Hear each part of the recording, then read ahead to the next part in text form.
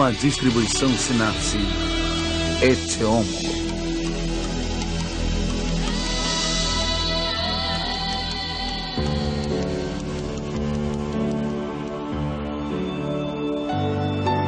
Educação.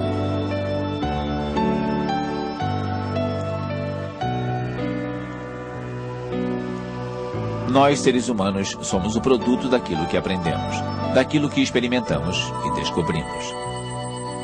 Se não tivéssemos meios para transmitir nosso conhecimento de geração para geração, não teríamos nos desenvolvido da mesma forma, ou explorado o mundo com os mesmos olhos.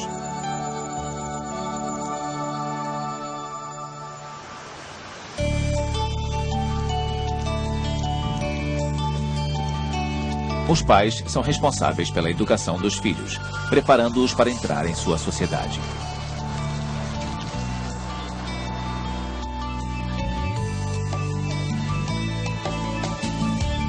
A escola é responsável por lhes abrir as portas do mundo do conhecimento, ajudando-os a compreender melhor seu universo.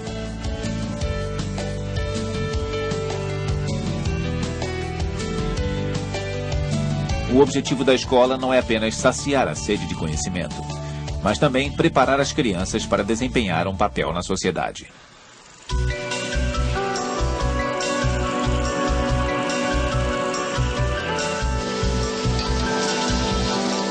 Nosso mundo está em constante transformação. Profissões e ofícios desaparecem e outras atividades vêm substituí-los. A escola precisa se adaptar a essas mudanças. A educação deixou de ser algo que só ocupa um período da vida de uma pessoa. Hoje é um processo que leva a vida inteira.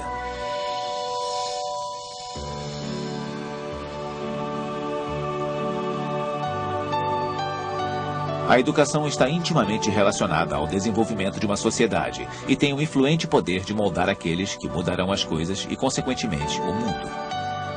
A escola forma os artistas, cientistas, políticos e cidadãos de amanhã.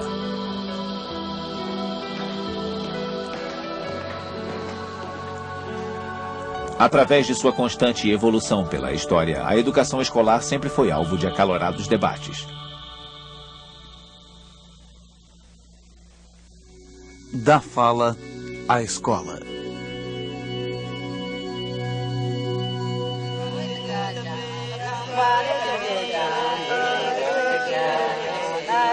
A princípio, o conhecimento era transmitido oralmente.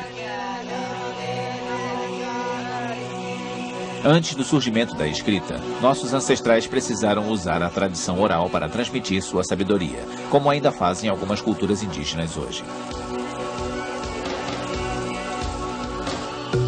Nesse passado longínquo, as pessoas passavam seu conhecimento através de histórias, canções e lendas que continham tudo o que eles sabiam sobre o universo.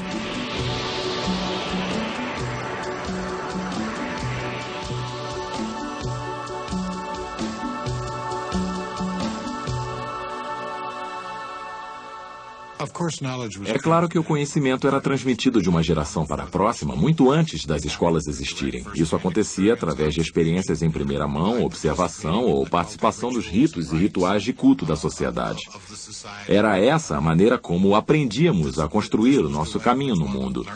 E, certamente, até um determinado ponto do desenvolvimento da cultura humana, não havia necessidade de escolas para que esses processos tivessem efeito.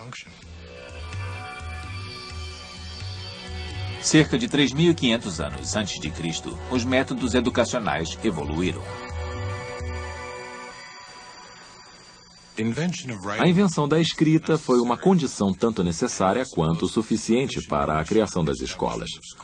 Quando você tem um sistema através do qual pensamentos abstratos podem ser preservados, codificados e decodificados, fica clara a necessidade de instituições ou mecanismos para a divulgação dessa habilidade. Ela não é adquirida naturalmente, nem necessariamente por acidente ou coincidência, e é por isso que as escolas se multiplicaram.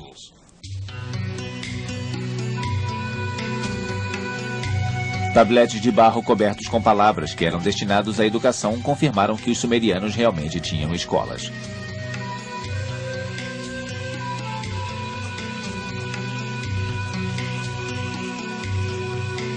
Os alunos trabalhavam do nascer ao pôr do sol e tinham apenas 6 dias de folga por mês.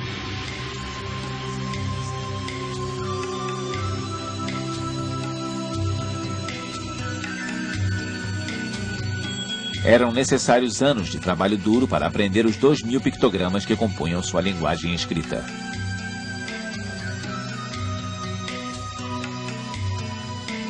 Quando completavam seus estudos, os escribas tinham uma vastíssima gama de conhecimento. Alguns se tornavam professores. Outros, funcionários públicos, topógrafos, arquivistas ou conselheiros de seus monarcas.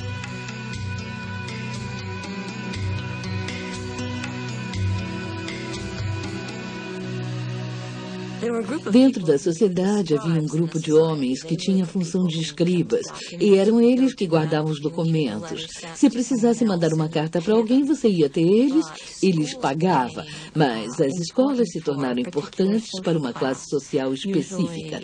Normalmente eram os ricos que mandavam seus filhos para a escola. Não podemos nos esquecer de que as filhas tinham aulas em casa.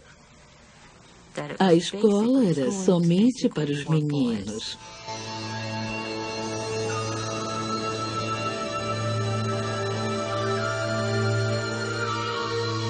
Entre os egípcios, a escola tinha um papel vital.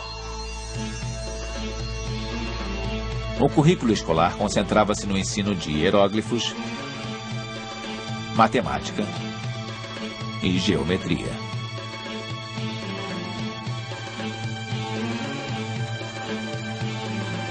O dever de casa dos alunos era solucionar problemas práticos, da produção agrícola de um terreno à construção de navios. Eles precisaram de todo o seu conhecimento para calcular o volume de uma pirâmide ou a área de uma esfera.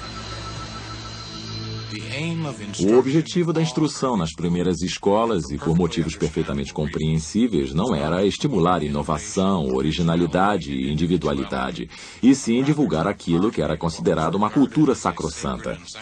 O objetivo era transmitir aquela cultura sem alterá-la ou violá-la, e da mesma forma como ela havia sido passada através de incontáveis gerações desde um passado esquecido. E isso era considerado essencial para a sobrevivência daquele povo, da sociedade e da cultura.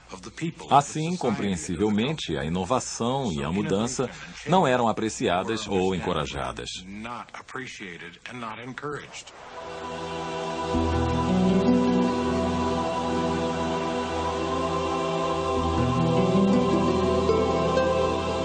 A educação na Grécia foi um marco em relação à educação nas civilizações anteriores. Os filósofos trabalhavam para estimular o desenvolvimento do indivíduo. Os gregos consideravam as escolas responsáveis por preparar os alunos e despertar neles o interesse pela política, pelas artes e pelo teatro.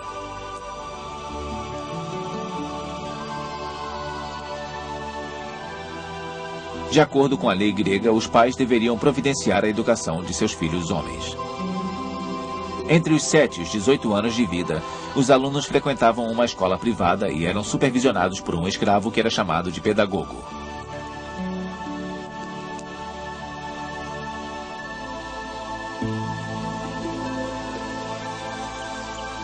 Se seus pais fossem ricos o bastante, aos 21 anos eles começavam os estudos mais avançados de matemática e astronomia. Eles também aprendiam filosofia e a arte da oratória.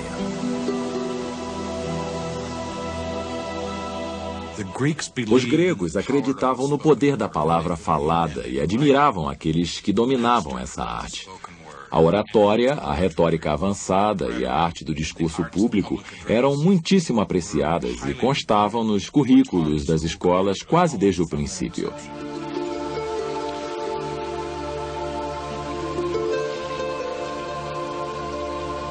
Seguindo outra tradição, as crianças romanas aprendiam com seus pais.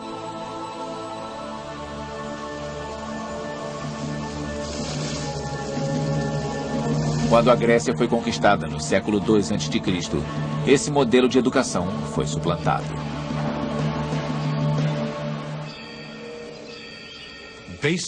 O sistema educacional romano era um modelo, uma cópia, digamos, do sistema grego, quase em sua totalidade. O conceito do pedagogo, de um escravo da família que servia de mentor às crianças de determinada família, foi uma inovação adaptada diretamente do modelo oferecido pelos gregos. O ensino básico, o ludus, como era chamado, era uma imitação direta de um modelo que havia sido estabelecido na Grécia muito tempo antes. As escolas de oratória romanas seguiam o modelo da tradição das escolas de oratória da Grécia, e assim por diante.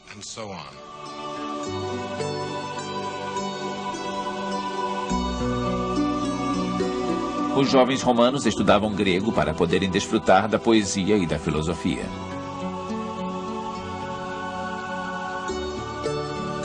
Como em todas as sociedades antigas, as meninas não podiam frequentar a escola. Elas não eram consideradas pessoas que realmente devessem ir à escola. Frequentemente encontramos mulheres interessantes que tinham estudado muito, mas que aprendiam com o escravo da família ou com seus pais, que podiam lhes ensinar a ler e a escrever.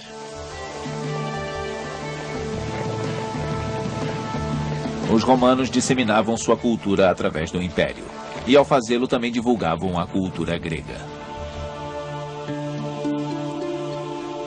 Eles treinavam grupos de elite locais que gradualmente abandonavam sua língua nativa para falar apenas latim. Com a queda do Império Romano, o nobre Marcianus Capella decidiu reunir todo o conhecimento romano em uma enciclopédia com diversos volumes. Essa obra preciosa viria a se tornar a principal referência educacional durante alguns milhares de anos.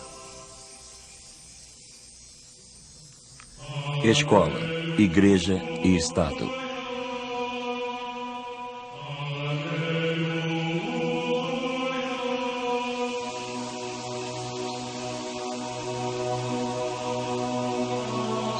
Na Europa, durante a Idade Média, os mosteiros se tornaram os últimos refúgios da cultura.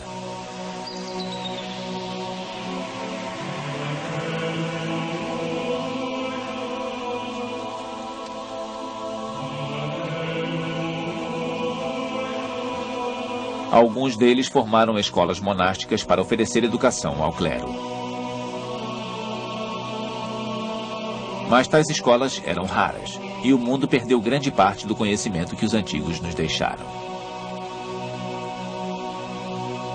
Dessa época em diante, a Igreja assumiu o monopólio da educação e o manteve durante séculos.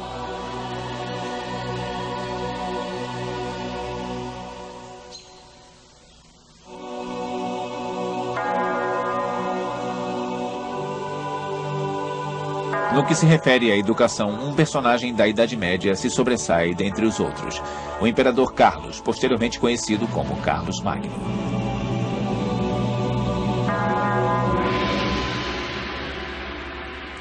Apesar de Carlos Magno ter sido um bárbaro num certo sentido e não saber ler nem escrever, inicialmente, ele costumava guardar um tablete sob sua cama para praticar a escrita à noite, porque queria muito se tornar um homem culto. E ele teve um papel importante no incentivo à educação, especialmente para as escolas catedrais. O desenvolvimento das escolas durante a Idade Média deve-se muito a Carlos Magno.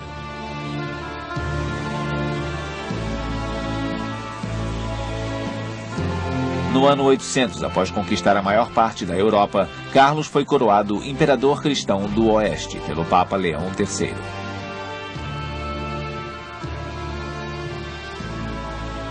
Daquele momento em diante, a cristandade ficou sujeita à autoridade política de apenas um monarca.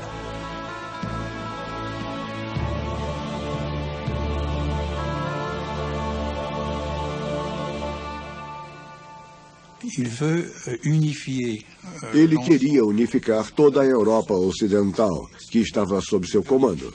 Para isso, ele precisava de funcionários que entendessem uns aos outros. Ele precisava que anotações fossem copiadas para que não houvesse discrepâncias ou enganos, nem conflitos, consequentemente. Ele tentou muito usar o clero para unificar ideologicamente seu império cultural, mas também precisava de pessoas que produzissem escritos claros, se quisesse governar à distância através de decretos e ordenanças.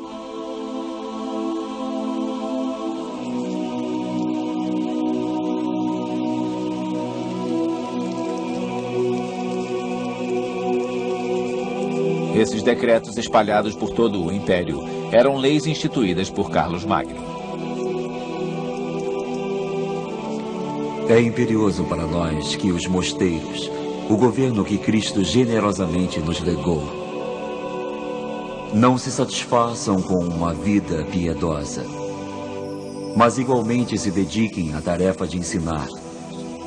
Sem dúvida, é melhor agir bem do que saber muito, mas não é possível agir bem sem saber coisa alguma.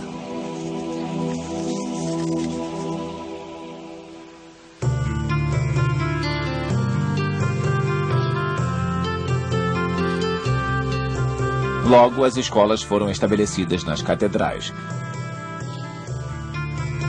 Mas elas aceitavam apenas uma parte minoritária da população, meninos quase que exclusivamente.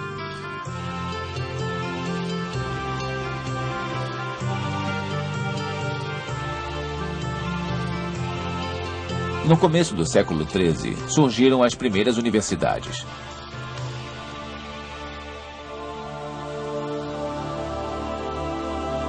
A famosa Universidade de Oxford, na Inglaterra, foi fundada em 1206 e continua bastante prestigiada na atualidade.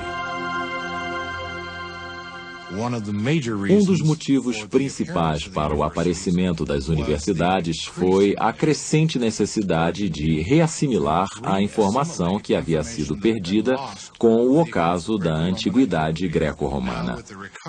Então, com a recuperação dos escritos de Aristóteles, da medicina que havia sido preservada em lugares como Bagdá, Samarcande e outras localidades no Oriente Médio, e com a volta dos cruzados que traziam novas informações, a universidade era o veículo para a reassimilação ou reintegração dessas informações à visão de mundo da Europa Ocidental.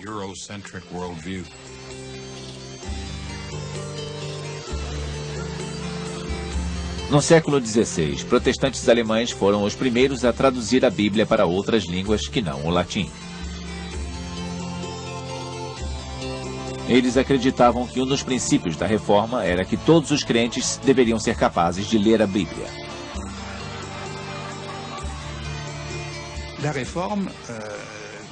Aqueles que apoiavam a reforma acreditavam que o povo precisava ter acesso direto aos livros para poder ler as escrituras sagradas sem ajuda de ninguém.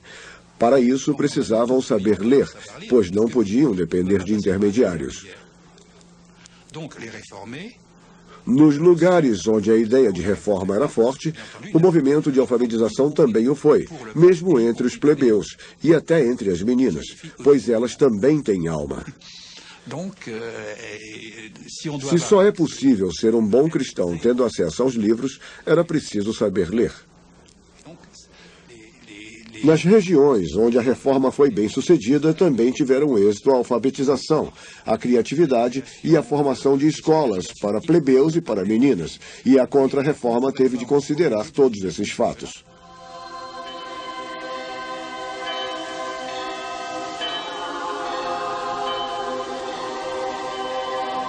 No espírito de uma Contra-Reforma, os jesuítas decidiram assumir todo o campo da educação católica.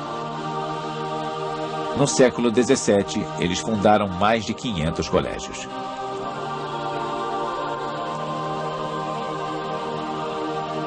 Seu modelo de educação clássica, herdado dos gregos, predominaria até o século XX e se espalharia por todo o mundo. Os jesuítas escolhiam seus alunos baseando-se em seu talento, o que possibilitou que meninos de origem pobre pudessem ascender socialmente.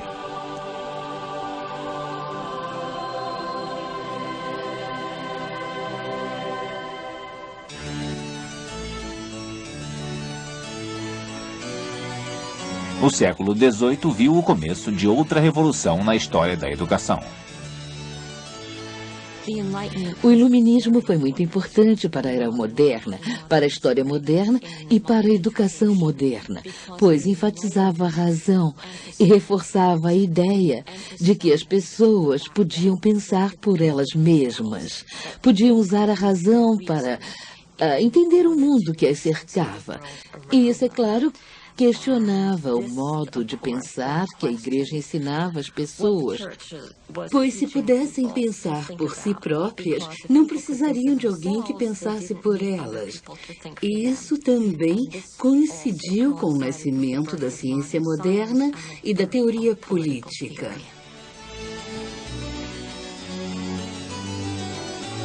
A Europa fervilhava.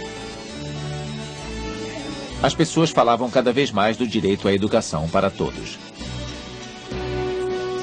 Em 1717, a Prússia se tornou o primeiro Estado europeu a adotar o princípio da educação pública obrigatória.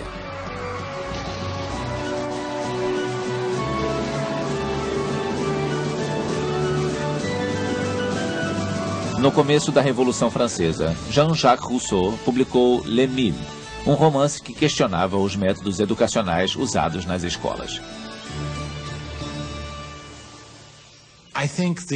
Acho que a contribuição mais importante de Rousseau não foi só ele ter oferecido uma base ou diretriz sobre a qual foi possível construir uma escola ou o sistema educacional moderno. Ele também fez uma proposta muito moderna: a possibilidade de afastamento, de divisão entre o individual e o social, a trama e a estrutura social. E a pergunta que ele fez foi: se as escolas são instrumentos da cultura dominante e essa cultura é extremamente alienante, como criar escolas que produzam indivíduos autênticos e autônomos?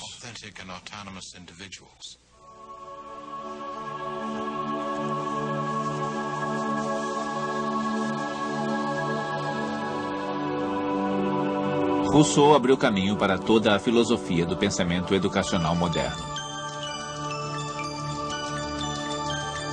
Essa tendência estimula a individualidade em vez do conformismo. Aprender a pensar e não aprender a repetir.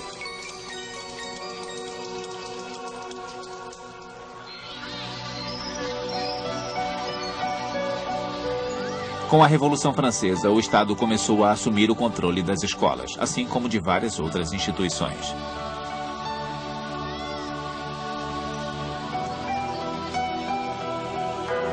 Mas essa educação só se tornou gratuita, obrigatória e desvinculada da Igreja até aparecer Jules Ferry, parlamentarista e famoso opositor do clero.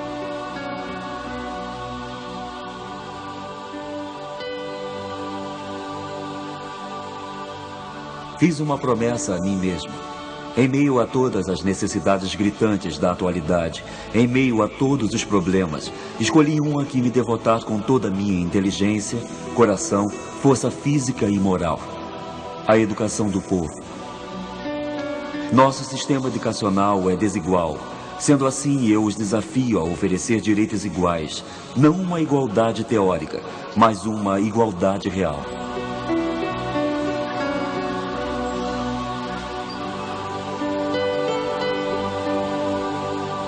Os conservadores se opunham ferozmente às escolas não religiosas, mas os republicanos mantiveram-se firmes.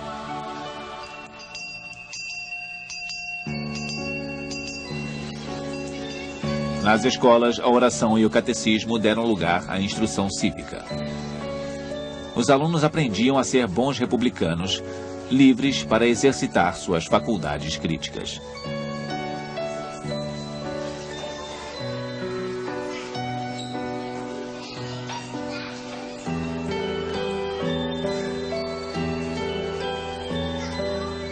O conceito de escola pública se espalhou rapidamente pelos países ocidentais.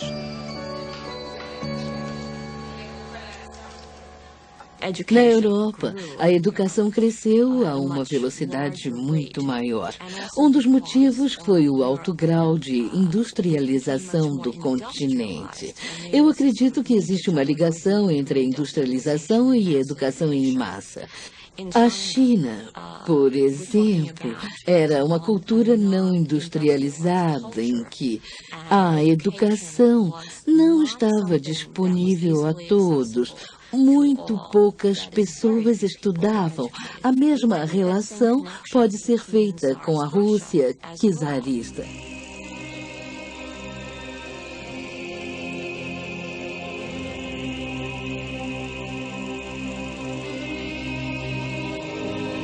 Na Rússia, a maioria da população não aprendia a ler e escrever porque não era do interesse do czar ter uma população culta e letrada, especialmente quando a maioria das pessoas no seu império é composta de servos.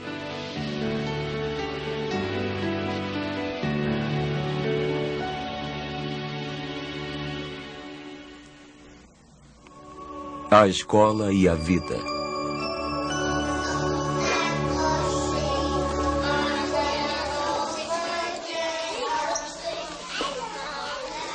Atualmente, o ensino fundamental é obrigatório em quase todos os países do mundo. Mas nos países em desenvolvimento existe um grande abismo entre a teoria e a prática.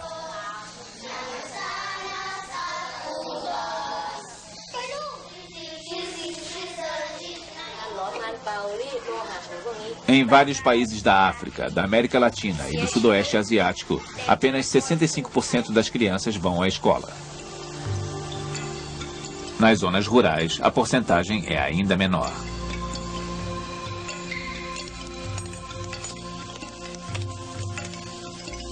Algumas famílias muito pobres não veem por que mandar seus filhos à escola.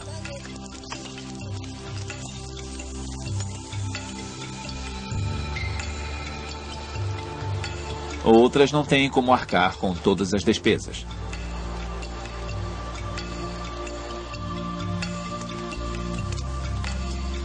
Por vezes, simplesmente não há escolas para as crianças frequentarem. Ou a escola local já está lotada.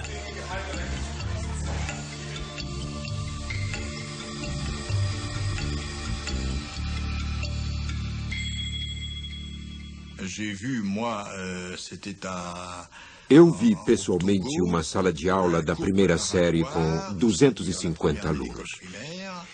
Na época, eu era membro do comitê de inspeção e a professora me perguntou: "O que o senhor faria?" E eu respondi: "Eu não conseguiria me sair melhor do que a senhora." Ela estava fazendo o que podia. Coitada, o que fazer com 250 crianças sentadas no chão com uma tábua e um pedaço de giz? É impossível ensinar a todas elas.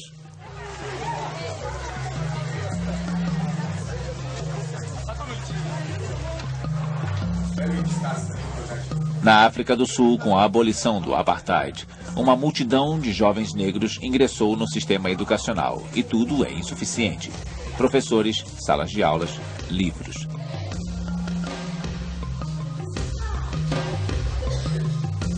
Apesar dos esforços para melhorar a educação, os países em desenvolvimento continuam tendo proporcionalmente menos alunos matriculados do que muitos países industrializados.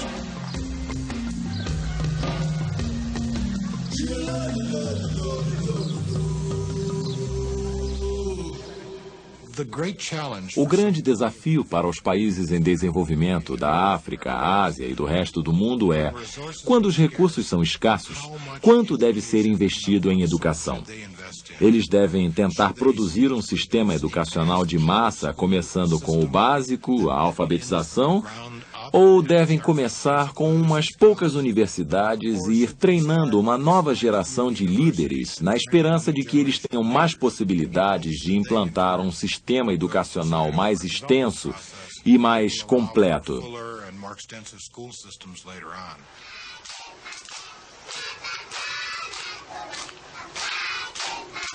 O crescimento demográfico também é outra questão importante.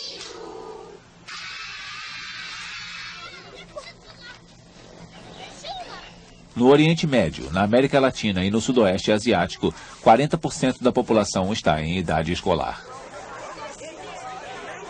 Na África, esse número chega a quase 50%. Obviamente, as nações e as principais instituições internacionais, como a Unesco, estão se esforçando para pôr mais crianças na escola. E apesar de as porcentagens alcançadas em países africanos não serem equivalentes às europeias ou norte-americanas, nós estamos fazendo progresso. Mas é evidente que o programa de alfabetização não está atingindo as metas estabelecidas.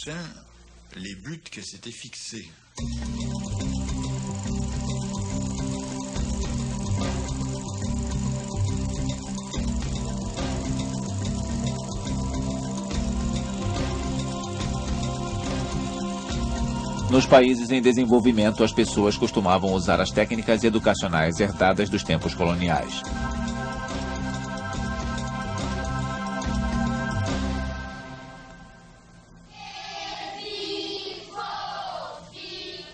Mesmo hoje em dia, a memorização e a simples repetição de palavras são usadas regularmente.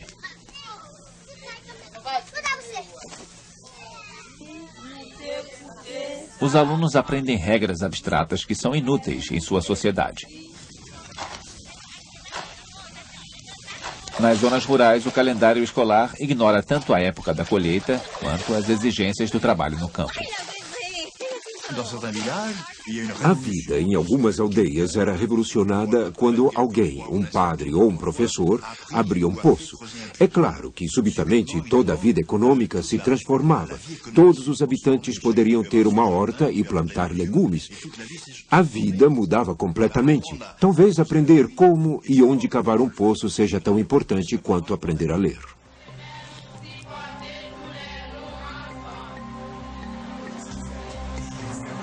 No Haiti, os trabalhadores de um projeto de reflorestamento assistem a aulas de alfabetização após o dia de trabalho.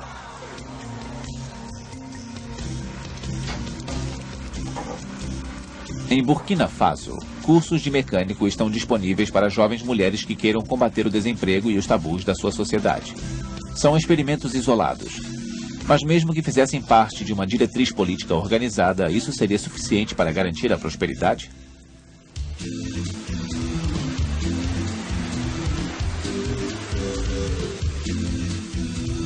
Não muito tempo atrás, acreditava-se que educação e desenvolvimento econômico andavam necessariamente lado a lado.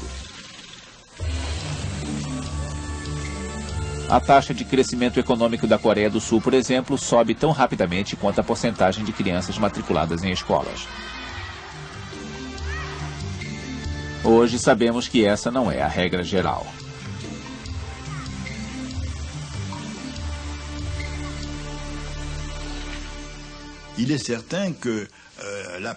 É óbvio que as pessoas precisam aprender a ler e fazer contas. Sem ler ou escrever, não estamos equipados para desempenhar um papel em uma aldeia cooperativa, por exemplo. Mas a escola não pode se tornar o elemento básico do desenvolvimento econômico. Existem forças econômicas, técnicas políticas e religiosas muito maiores do que as forças educacionais. Entretanto, para um indivíduo, alguns anos passados dentro de uma sala de aula podem fazer uma diferença enorme.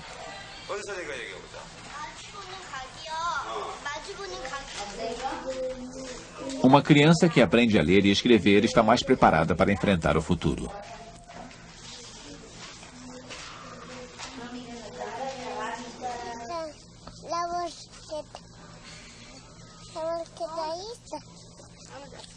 Nos países em desenvolvimento, as mulheres que tiveram educação básica costumam ter menos filhos. Pode não parecer muito, mas nos países superpovoados, onde mais uma boca para alimentar representa um fardo maior, essa diferença pode ser a possibilidade de um futuro melhor.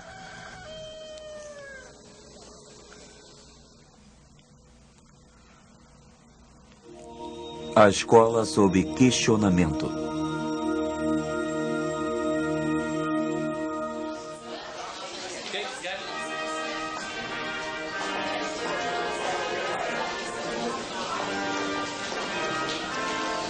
Até a década de 60, a chance de estudar era um tesouro irrecusável, uma promessa de futuro.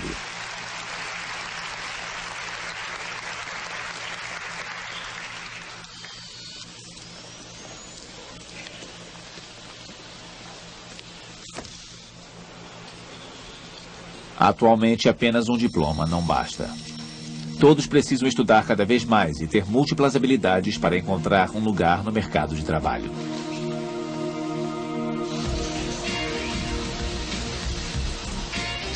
Mesmo assim, milhares de jovens estão parando de estudar.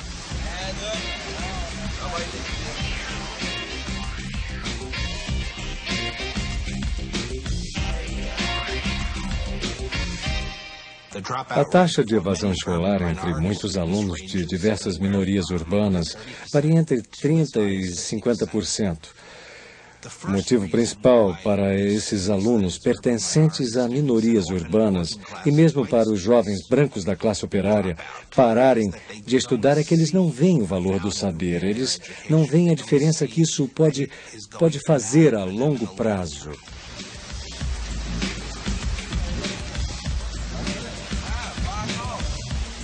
Olham à sua volta nos bairros onde moram e normalmente não veem pessoas para quem estudar fez toda a diferença. É contrastante em relação às zonas mais ricas, onde alunos de classe média e classe média alta têm em torno de si, nas suas famílias, nos amigos, nas famílias dos amigos ou nos irmãos mais velhos, exemplos de que estudar faz diferença. E por isso estão dispostos a se sacrificar agora para colher os frutos depois. Se você não vê isso como algo possível, é mais provável que pare de estudar.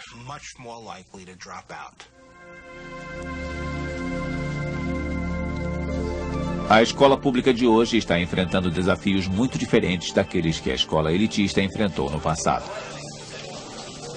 É ao tentar lidar com tantos alunos que começamos a duvidar se é possível atender às necessidades de todos. É preciso estar sempre incorporando novas informações para satisfazer as exigências de um mercado de trabalho em constante mutação.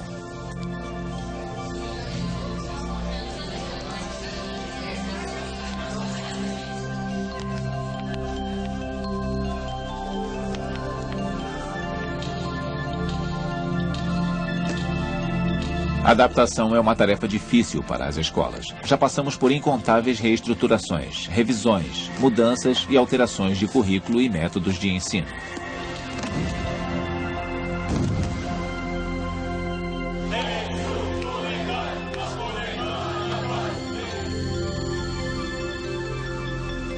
Além disso, as verbas são cada vez menores, o que nos faz temer pela qualidade da educação.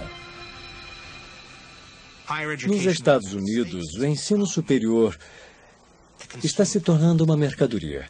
E com as universidades lutando por fatias do mercado de trabalho para atrair alunos, isso ficou ainda mais óbvio. E os alunos, principalmente universitários, passaram a tratar a educação como um bem de consumo. Por esse motivo, eles exigem que os professores sejam menos rigorosos, que passem menos deveres e coisas assim.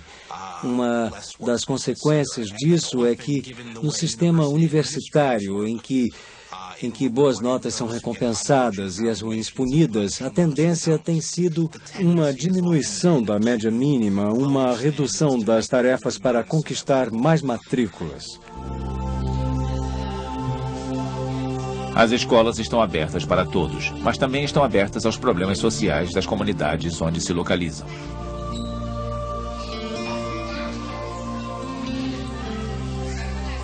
Como ensinar uma criança que chega à escola com fome e não consegue se concentrar?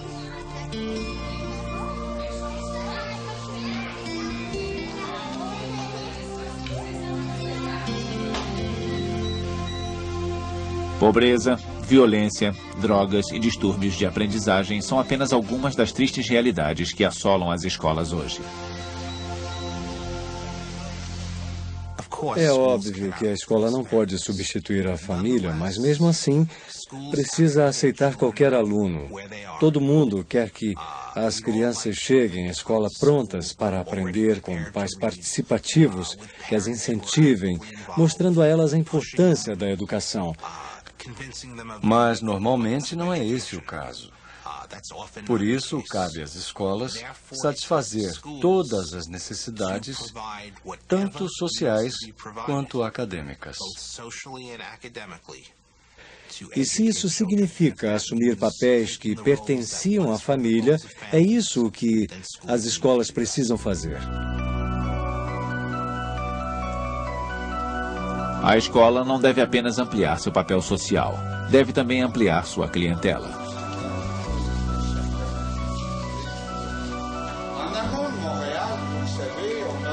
Uma vida inteira de estudo está se tornando comum nas sociedades desenvolvidas.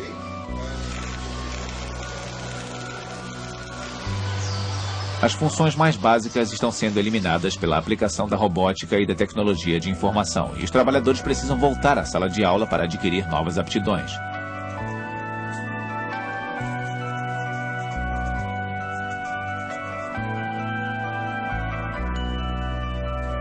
Hoje em dia, as pessoas passam a vida inteira estudando e começam bem cedo.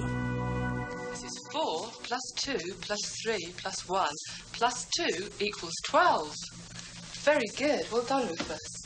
A Labrador Retriever, a Beagle, a Basset Hound, a Doberman Pinscher. Mimi! Para lhes dar toda a chance de sucesso, pais estão matriculando seus filhos de 1 ano de vida em aulas de alfabetização.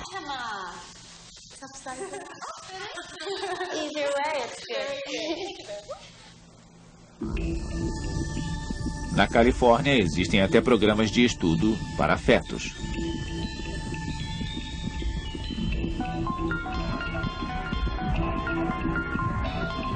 Qual é a idade ideal para se entrar na escola?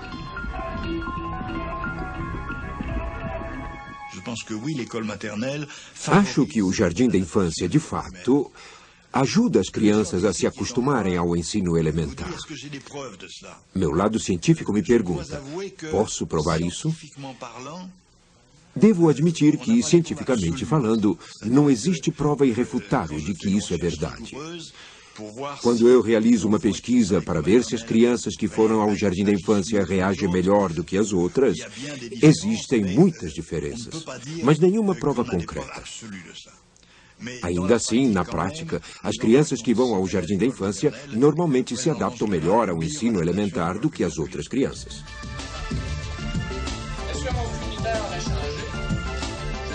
Enquanto nos aproximamos do século XXI, a sociedade muda de forma dramática e a escola toma parte em todas essas mudanças. A escola está dividida entre as exigências dos empregadores e as necessidades dos alunos. Os desafios estão apenas começando.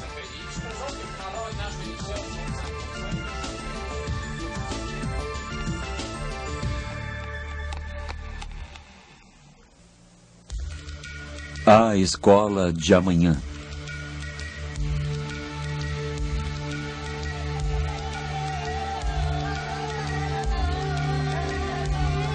A Declaração Universal dos Direitos Humanos estabelece que a educação tem por objetivo ajudar todos os seres humanos a alcançar seu potencial pleno e a aprender a respeitar as liberdades básicas.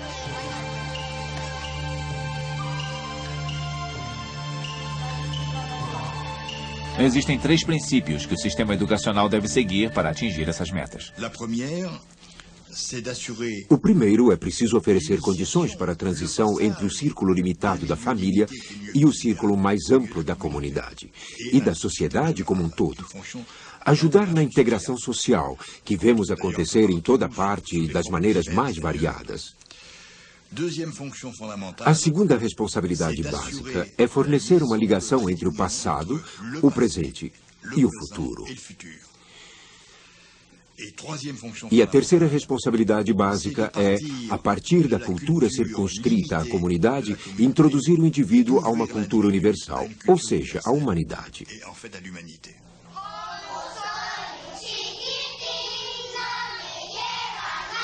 No mundo todo, existem 230 milhões de crianças e 900 milhões de adultos analfabetos. 2/3 são mulheres. Nos países ricos, a escola não mais detém o monopólio do saber. A televisão bombardeia as crianças com imagens hipnotizantes.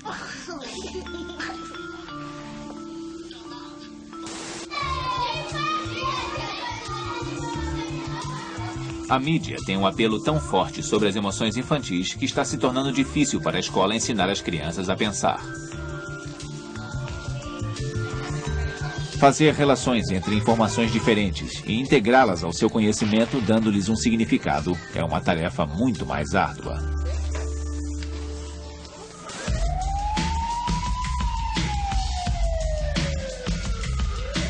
Recentemente, a tendência das autoridades mundiais tem sido reduzir a verba destinada à educação. As instituições educacionais precisam ir buscar os fundos de que necessitam junto à iniciativa privada.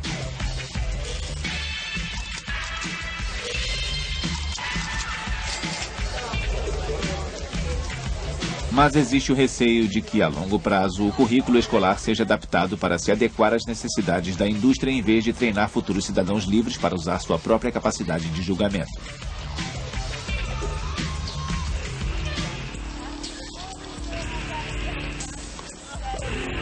Os sistemas educacionais devem continuar se esforçando ao máximo para se adaptar às mudanças na sociedade. Nos Estados Unidos existe uma tradição de valorizar a diversidade, uma mistura de escolas do setor público e privado. E elas assumem muitas formas. Por exemplo, no setor público, houve diversas tentativas de se criarem as chamadas escolas alternativas ou escolas IMA, de arrecadar recursos e criar atrativos suficientes para trazer uma mistura de alunos de várias raças, culturas e classes sociais. Também há um grande interesse em se preservar o papel da escola sectária ou denominacional, operada sob as diretrizes de várias igrejas ou seitas. Além disso, há a alternativa da escola particular, que oferece coisas que não estão disponíveis nas escolas públicas.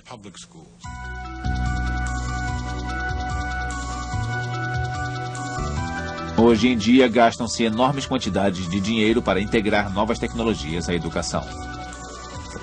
Os aspectos positivos da tecnologia da informática podem ser encontrados, por exemplo, na internet, em alunos sendo capazes de se conectar à rede, experimentar coisas que no passado seria necessário viajar para conhecer. Eles podem ter acesso a informações do Banco Mundial e fazer coisas que há 5 anos seriam impossíveis.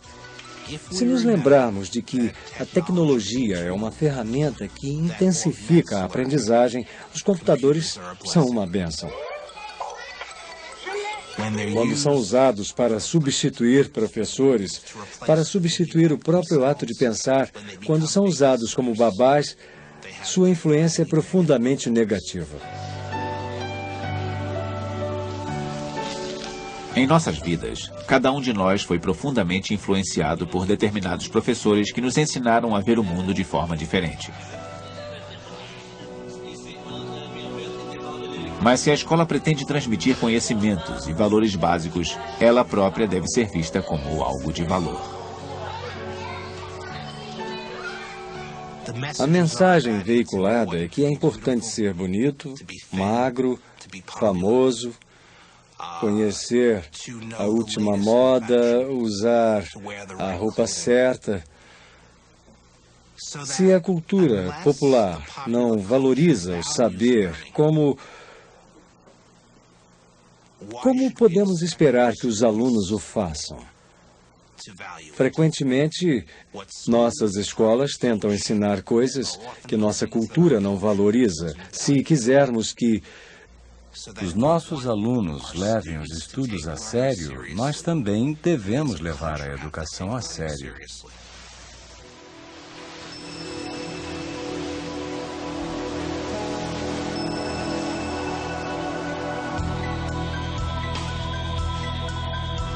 A escola de amanhã deve continuar a perseguir 4 objetivos básicos. Ensinar as pessoas a aprender. Ensinar a fazer. A viver em comunidade. E ensinar como ser.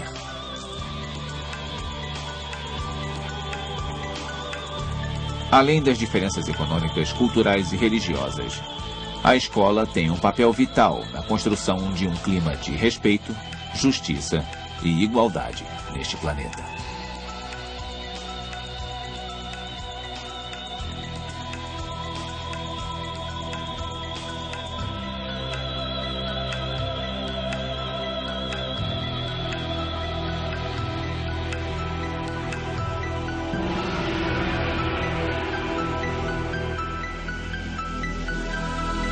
Versão brasileira Audio News.